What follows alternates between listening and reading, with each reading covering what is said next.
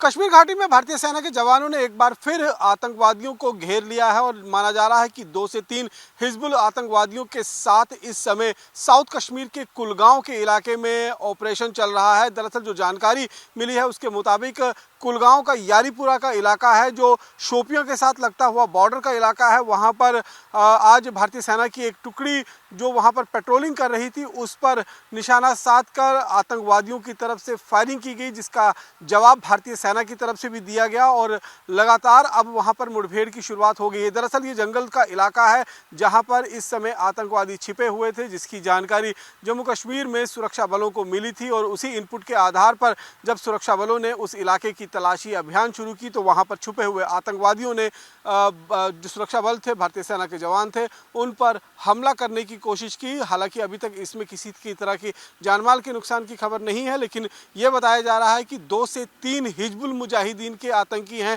जिनको फिलहाल जो सुरक्षा बलों ने घेर लिया है। अभी हाल ही में देखें तो पिछले 15 दिनों में करीबन 8 एनकाउंटर्स के अंदर 11 आतंकवादियों को सुरक्षा बलों ने ढेर किया है और इस पूरे जो जम्मू कश्मीर में इस समय माहौल बना हुआ है, जिस तरीके से आतंकी लगातार सुरक्षा कर्मियों को अपना निशाना बनाने की कोशिश कर रहे हैं, फिर वो चाहे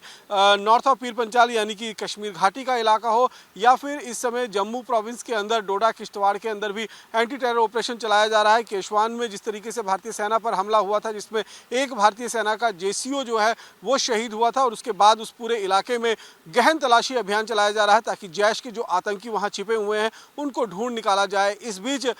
जो कुलगांव के इलाके से, कुलगांव के यारीपुरा इलाके से खबर आ रही है उसमें भी भारतीय सेना ने एक जंगल के इलाके में 3 आतंकवादियों को घेर लिया है जिनके साथ लगातार मुठभेड़ जो है वो चल रही है। अब देखना ये होगा कि कितनी कामयाबी जो है वो सुरक्षा बलों को मिलेगी, क्योंकि जंगल का इलाका है और जंगल के इलाके में अक्सर आतंकी जो है वो फायरिंग कर बीच जंगल के अंदर चले जाते हैं जहां पर एनकाउंटर करना बेहद ज़्यादा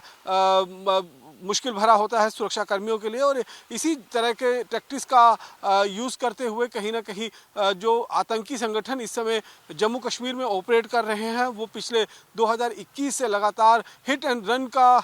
जो है वो जो